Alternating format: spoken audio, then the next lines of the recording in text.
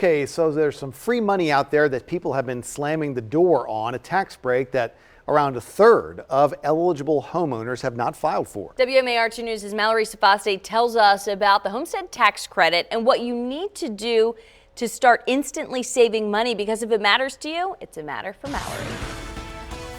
It's a 2-page application. It asks for your address, a few yes or no questions, some personal information, and it's your ticket to saving big bucks on your property taxes throughout the years. The purpose of the Homestead Tax Credit is to make it easier for Marylanders to stay in their homes despite rising property values. Here's how it works. It limits your tax burden. So if your home's value skyrockets, the state caps the increase at 10%, then calculates taxes.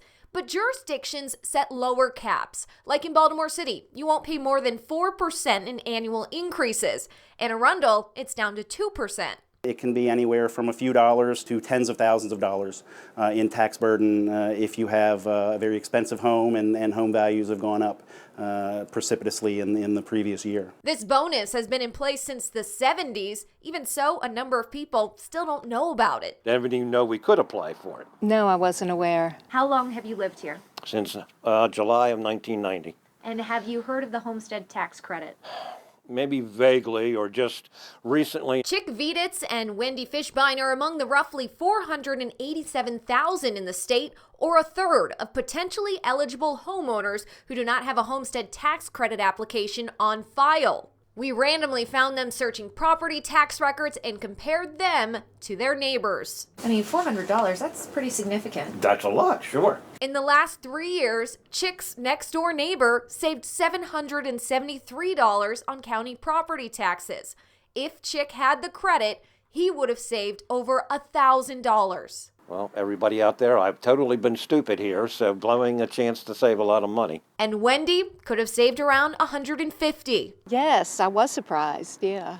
Do you plan to file for it now? I certainly do. A small break for Wendy, but for Marylanders, it adds up to around $200 million saved each year. Some other things to note: the credit disappears once the home is sold. The new owner will have to pay the full tax bill, then receive the credit in subsequent years. And because of the inconsistencies from home to home and the potential tax breaks for millionaires, this credit has come under fire. Critics arguing that those tax dollars could be going back to the state and local governments.